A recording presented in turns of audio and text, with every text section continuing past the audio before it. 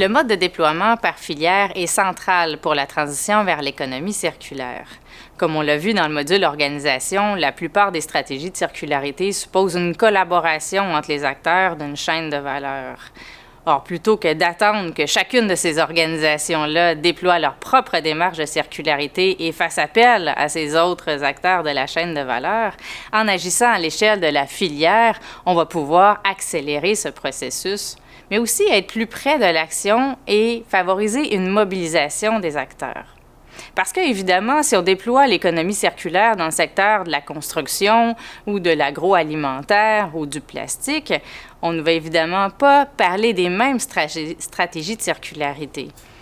En parlant le langage propre à la filière et en rassemblant des acteurs qui, bien souvent, se connaissent déjà à travers des événements ou des associations sectorielles, on va être capable de dégager des plans d'action concrets qui vont être beaucoup plus stimulants que si on amenait ces acteurs à s'engager dans une transition globale vers l'économie circulaire à l'échelle nationale, par exemple.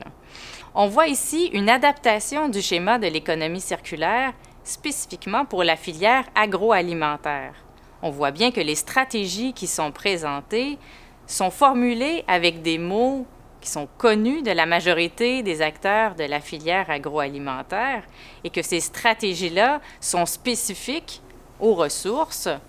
qui sont utilisées par la filière alimentaire et aux enjeux propres à ce secteur d'activité-là. Cette compréhension fine des stratégies de circularité va non seulement nous permettre d'être plus près de l'action, mais aussi de bien comprendre quel peut être le rôle de chacun des maillons de la chaîne de valeur dans la mise en place des stratégies. Et cette approche concertée de l'ensemble de la filière dans le déploiement des stratégies pertinentes d'économie circulaire pour la filière est absolument centrale. Parce que c'est avec cette concertation-là, entre autres, qu'on va être capable de mieux favoriser une bonne hiérarchie des boucles de circularité. On va d'abord veiller à s'assurer de privilégier les stratégies qui permettent de réduire la quantité de ressources consommées, puis de favoriser une réutilisation des produits, de leurs composants, avant de penser à recycler les matières qui les composent.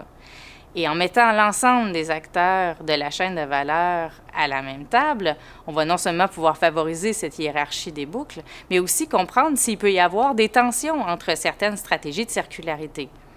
Par exemple, si on veut revendre certains produits usagés, est-ce que ça va se faire au détriment d'une stratégie qui, auparavant, était déjà mise en place, qui veillait à donner les mêmes produits à des populations démunies? Cette discussion avec l'ensemble des acteurs de la chaîne de valeur va également être précieuse pour comprendre les freins et leviers que chacun expérimente dans le déploiement des stratégies d'économie circulaire. On en est encore au premier balbutiement, que ce soit au Québec ou à l'échelle internationale, dans le déploiement de l'économie circulaire dans des filières qui sont prioritaires, mais ça va certainement s'accélérer au cours des prochaines années.